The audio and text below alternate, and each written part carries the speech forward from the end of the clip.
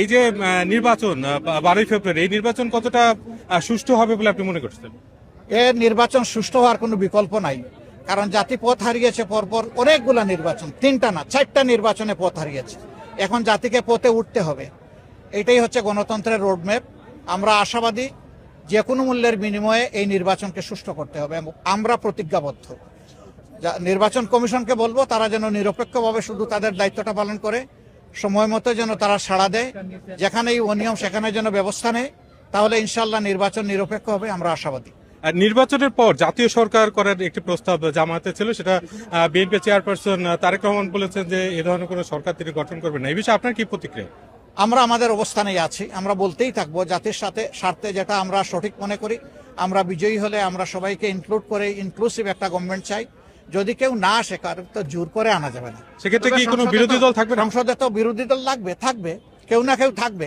আরেকটি প্রশ্ন আপনার কাছে, যে মানে আজকে 11টি নারী সংগঠন তারা এসে নির্বাচন কমিশনে গিয়েছিলেন এবং নির্বাচন কমিশনে আপনার প্রার্থিতা বাতিলের জন্য একটা স্মারকলিপি দিয়েছেন। তারা মনে করছেন যে কোট আনকোট আপনার বক্তব্যের মধ্যে নারী অবমাননাকর বক্তব্য ছিল এবং এর জন্য তারা এই দাবি করেছেন। এই বিষয়ে আপনার প্রতিক্রিয়া? এটা তারা ভালো জানেন। আমার বিরুদ্ধে একটা মিথ্যা অভিযোগ আনা হয়েছিল, সেটা ইতিমধ্যে ফয়সালা হয়ে গিয়েছে। এখন তারা কি জন্য গিয়েছেন এর উত্তর তারাই ভালো দিতে পারবেন। আর আমি এটাকে কোনো সমস্যা হিসাবে দেখি না। একজন যেতেই পারে, এটা তার ফ্রিডম অফ এক্সপ্রেশন, সে চাইতে পারে। চাইলেই তো আর সবকিছু হয় না, সবকিছুর বাস্তবতার নিরিখে নিতে হবে। আর আমি নারী বিদ্বেষী, তাদের অভিযোগ। আমি নারীদের জন্য লড়াই করে যাচ্ছি, এই সমাজে নারীদের জন্য কিভাবে সম্মান এবং নিরাপত্তার জায়গাটা তৈরি করা যায়।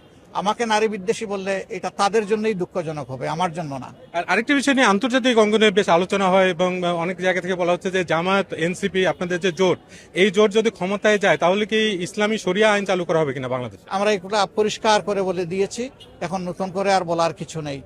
তো আমরা ইনশাআল্লাহ এই দেশে আমরা একটা সুশাসন চাচ্ছি, আমরা এই দেশকে দুর্নীতিমুক্ত করতে চাই।